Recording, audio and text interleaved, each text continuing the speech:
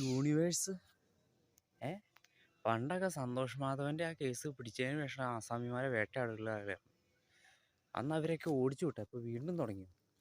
ഈ കേരളത്തിലൊക്കെയാണ് ഇയാളുടെ ഇത് കണ്ടായിരുന്നു. കുറേ ഇപ്പോൾ ട്രെൻഡിങ് ആയിട്ട് ഇറങ്ങുന്നുണ്ട് ബാബുസ്വാമിയുടെ ഒക്കെ കാര്യം.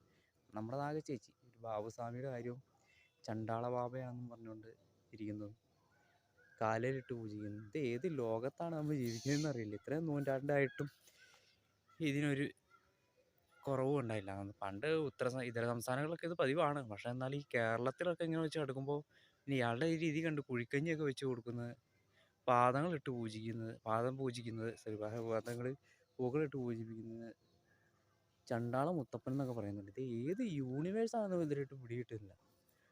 എനിക്ക് തോന്നുന്നത് ഇങ്ങനെ കൂടിപ്പോയാൽ നമ്മൾ വീണ്ടും ഒരു ശുദ്ധികലശം നടത്തേണ്ടി വരും. അതെന്നാലും ഉറപ്പാണ്. ഇനി ചിലപ്പോൾ ഒരു ശുദ്ധികലശം ഇനി ഒന്നോടെ വേണ്ടി വരും. ഓടിച്ചതാണ് ആദ്യം ഒന്ന് ഓടിച്ചാണ് ആ സന്തോഷ് മാധവൻ്റെ കേസ് വന്നതിന് ശേഷം ഒരുപാട് ആസാമിമാരെ തന്നെ പൊക്കി തുടങ്ങി. ഇനി വീണ്ടും ഒരു ശുദ്ധികലശം നടത്തേണ്ടി വരും.